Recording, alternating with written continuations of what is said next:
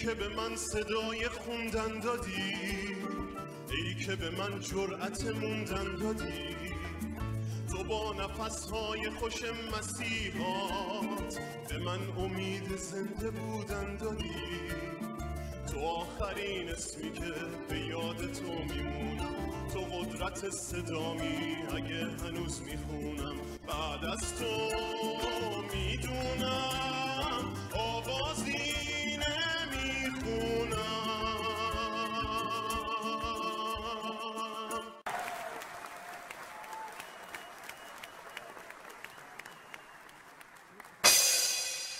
حسین جان این آهنگ یک اجرای ضعیفی بود از کپی، کپی ضعیفی بود که خیلی مبتدی، خیلی ابتدایی آرنج شده بود.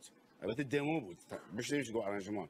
در ضمن تمام ملودی‌های اصلی رو استفاده کرده بود. این به این نمیگن آرنژمان. من میدونم که من صدای شما رو دوست دارم. هفته قبل خیلی خوب خوندی و من روی صدای شما همیشه رأی میدم. این آهنگ به صدای شما نمیخورد. حتی متاسفانه ملودی اصلش هم عوض شد و یعنی که به این پیام به حسن شنبایی زاده استاد عزیز میرسه که شما خوب آهنگ دست ساختی در این قسمت. ما خواستیم کپی نشه یه ذره تغییر. این کپی عزیز همش کپی بود دیگه.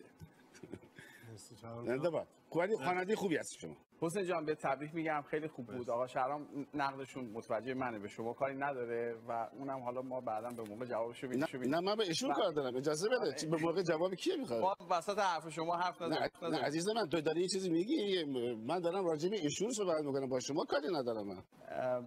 ببینید عزیزم خیلی من راضی بودم. ایشون راست میگن، ملودیش هم یه مقدار ما تغییر دادیم. با امیدوارم که استاد شمایی زاده ما رو ببخشن، ولی خیلی اجرای شیرینی بود، به دل من نشست و امیدوارم که ازت حمایت بشه و هفته دیگه اینجا ببینیم.